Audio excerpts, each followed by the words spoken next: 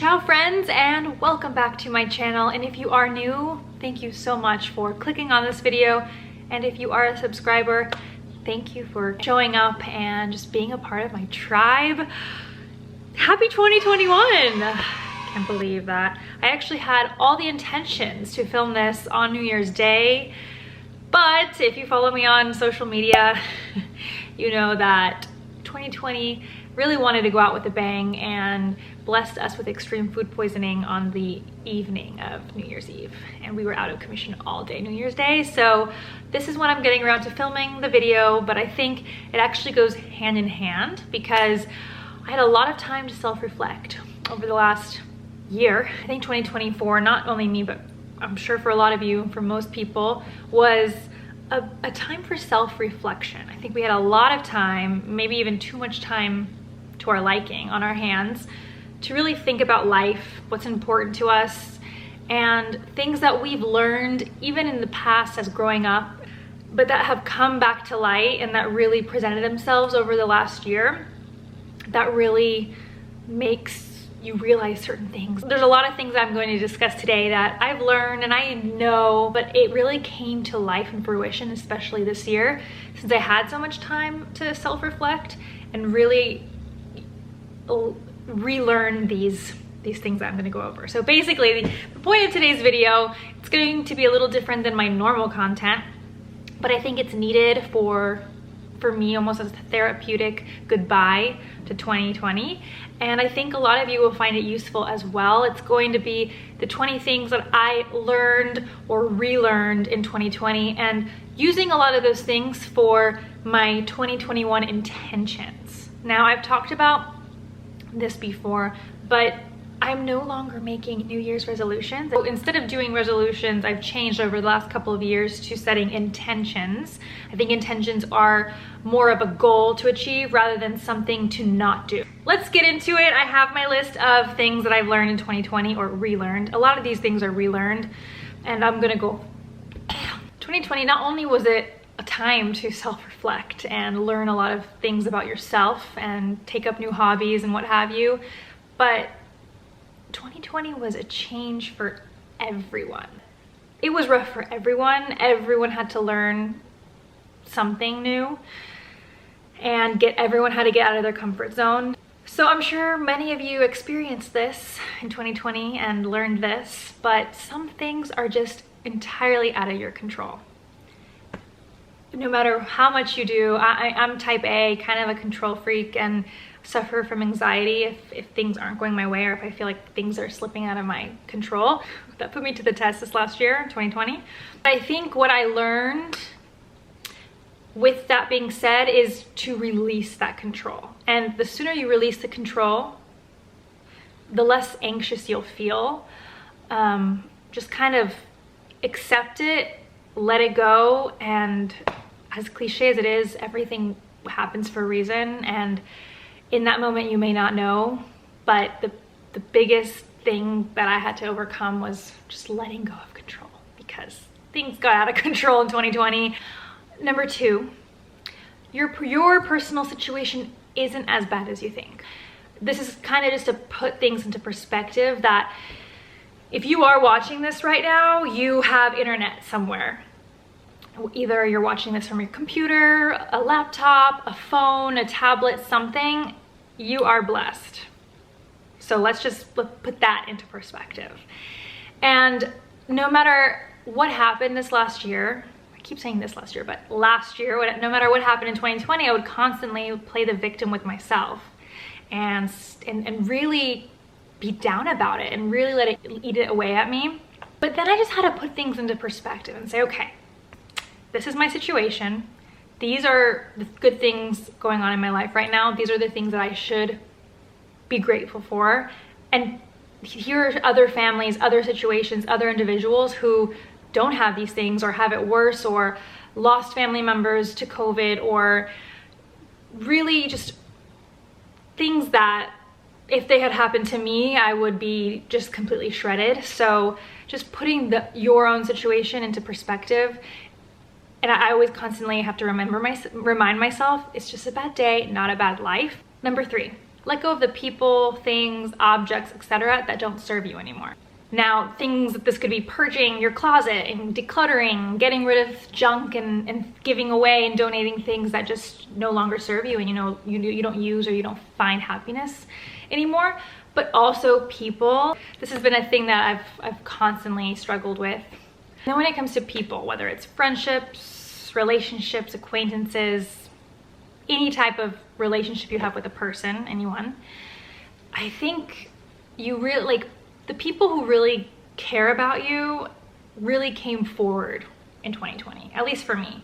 I saw people come forward and reach out that I haven't talked to in months, I haven't talked to in years, and then people who I thought were really close to me that didn't reach out during times of struggle. Also, just let it go. I mean, for example, I don't know, I feel like I don't know if any of you can relate, but I feel like I'm the one that kind of always puts in like 110% in all of my relationships, especially my friendships, and even acquaintances. And then it kind of became exhausting constantly being the one reaching out. And I know COVID was different with virtual meetings and not physically being together, but even with that, you just realize people who want to see you or want to talk to you or want to hear from you, they will also put in the effort. Even outside of a romantic relationship, all relationships are two roads. They're two-way streets, and it takes two to tango in any type of relationship. And so I kind of learned to just let go of the people that really aren't either bringing me positivity anymore, or that just don't respond to reaching out, or if the relationship was just one-sided, or people that just kind of are there when they need something and then they're quiet when they're good. I found a lot of that in 2020, so let them go. Number 4, stop apologizing. I've noticed a lot in my YouTube videos, this as well, and just in general. We as humans need to stop apologizing for everything. So an example, what I mean on YouTube is, like, if I start a vlog completely makeup free or have a blemish or two, I feel like I always start the vlog with, sorry for the way I look, or in the workplace, sorry to disturb you, but, or, I mean, I just feel like we're constantly apologizing for things that we do not need to apologize for. And I think this really, I don't know what triggered this or what sparked this in 2020 for me, but I just noticed myself apologizing for things that I don't need to apologize for. Like, be more assertive, be more confident, and I think things will pan out a little differently. Number 5, it's okay to say no. I learned in 2020 specifically, especially, that saying yes to too many things, this could be used in really any situation, but the more you say yes and your plate piles up, that's when you feel overwhelmed and you feel burnout, especially. And it's okay to say no and to listen to yourself.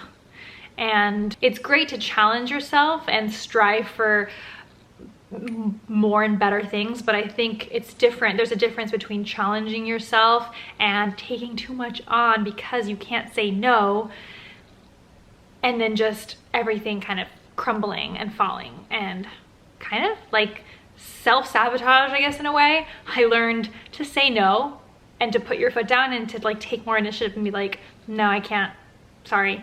Whether it's in work, whether it's in the workplace, or whether it's social gatherings, I feel like I would get anxiety if people would invite me out, and I feel like I would have to say yes. And well, I guess not many people were inviting me out in 2020, but beforehand, and I would just feel like I would have to say yes and then have like anxiety of going out or seeing people that I didn't really even want to be around. Say no. It's okay to say, I don't feel like it, maybe another time. Or at work, it's okay to say, you know what, I'm pretty swamped right now. Can we get someone else to cover, or can we delegate this to someone? It's okay. I learned that will give you so much more ease of mind, and also just kind of make you a boss-ass bitch, I feel like. Number 6, stop talking in a self-deprecating way. Now, I know, yeah, I'm definitely guilty of it. you're guilty of it. I think we are all guilty of it. And I really noticed myself talking to myself in 2020 a lot like that, whether it's content, whether it's like filming content, going back and editing it, whether it's the way I do work, you know, my day job, whether it's the way I am just as a human. I just constantly looked back and was like, would you talk to your best friend the way you talk to yourself? No, I feel like we all uplift our best friends, and no matter what, whenever they're down, we don't really kick them when they're down and stick the knife deeper in the wound. Why would you do that to yourself? So stop talking in a self-deprecating way, whether you do it out loud, whether you do it internally. I'm one that does it internally a lot. So yes, just stop it. Just stop it, because life's too short. And at the end of the day, why? Number 7, don't overanalyze things. Like I mentioned earlier, I do suffer from anxiety. I think a lot of people do. A lot of you do. You have reached out to me saying you do too. And overanalyzing things just only makes it worse. And honestly, like, I don't know what it was about 2020, but it just really made me kind of put things out there and let them go and not overthink, because overthinking isn't really going to do anything for you. It's not going to bring you anything.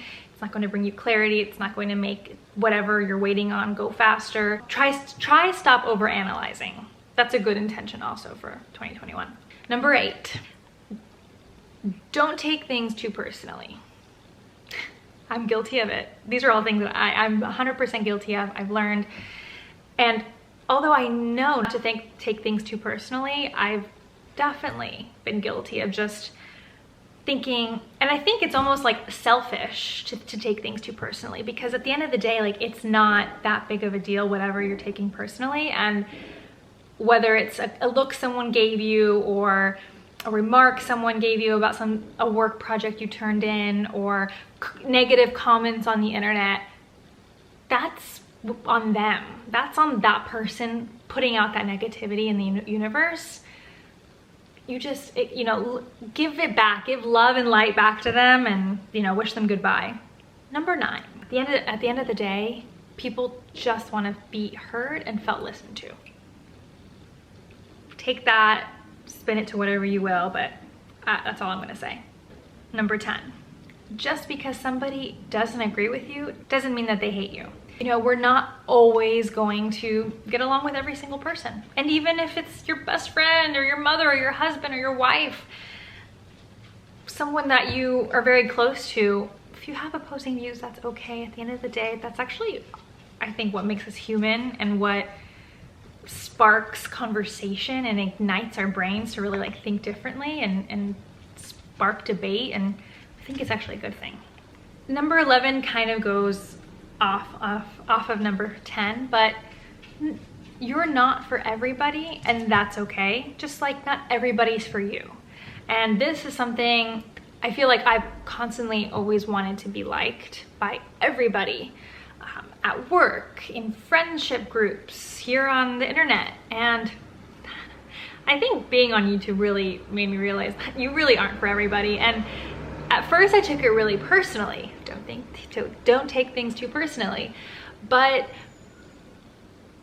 you know how many people there are in the world? You're not going to be for everybody, and that's okay. I mean, and just putting the way I was able to kind of like put this into perspective is there's so many other people and people out there that I'm not fond of. So why would they have to be fond of me? Right? Number 12. Now, number 12 isn't really like a philosophical type of thing, but I think it's really important for you to know what I learned in 2020, and that is how to wax my own underarms. I know. I feel like we got really creative with like people making bread and learning how to make sourdough starters and knitting and taking up knitting, and my husband took up pasta making. I learned how to wax my own underarms, yeah, because I wasn't going to get them waxed, and there's not much to it, but I still learned, and I actually will never go back to get them professionally waxed because now I know how to do it myself. And it also saved money, so there you go. All right, number 13, the next one is kind of similar, but I realized how much I miss having a bidet. I think one of the biggest things I miss about living in Italy is having a bidet, and I think the whole apocalyptic running out of toilet paper type of that ordeal that happened in the beginning of quarantine made me realize, why are people so obsessed with toilet paper? If we all had bidets here in the US, we wouldn't be having that problem and save the trees. So I actually have been procrastinating on this, but it's my intention, one of my intentions for 2021, to get a bidet. You know, one of those portable ones that you can attach to your toilet bowl? Yes, stay tuned, because that's going to be happening. And if you have one, or if you have any recommendations, let me know down below in the comments. All right, number 14, and this is, we all know this, but 2020 really drilled this into me. Social media is just a snapshot of reality. Do you know how many people were home in 2020 just scrolling through Instagram and TikTok and whatever, and like so many people putting filters on or photoshopping themselves, and well, I'm like sitting here eating popcorn and in sweatpants, and yeah, it makes you feel shitty about yourself, and it makes you be like, well, why don't I have that body, or why don't I look like that, or yeah, and that really, pardon my French, but fucks with your mental health and your perception of yourself and reality. I kind of had to relearn being like, well, I don't really post all of the bad things on social media. I try to be as real as possible with you all, but there's a lot that I don't share. So if I'm kind of giving the positives and only for the most part the positives, at least on Instagram, other people will too, and a lot of people aren't going to share it all. So when you feel shitty about yourself scrolling through Instagram, first of all, unfollow whoever makes you feel that way. Second, put your phone down, put it in another room, and lay off on that social media platform for as long as you need to kind of refresh and be present. Number 15, accept the compliment.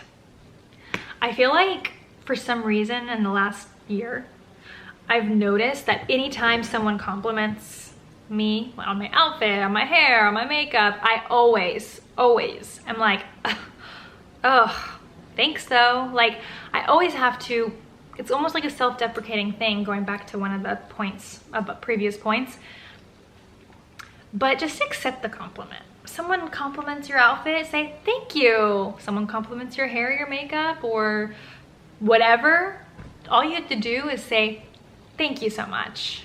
I don't know if any of you are guilty of doing it, but I'm literally always like, oh, ew, gross, but thanks. And I don't know why I do that. I really don't know why I do that, but no more. Number 16, we are all more adaptable than we realize. I mean, can you just think about something in 2020 that happened to you, negative or positive, and how you had to pivot, whether it was in the workplace or at home or just in general in life? I mean, we all had to stay at home for an X amount of weeks, no matter where in the world we were for the most part. And that was a huge pivot in our lives. We had to adapt. We had to all be at home, either alone or in closed small places with people, family, household members, and I think it's just amazing how adaptable we as humans really are, and I think we need to take that for the better in 2021. Number 17 is do not take family or friends for granted ever, even if you're in the same city, because I haven't seen my grandparents, they live in the same city as me, and I haven't seen them,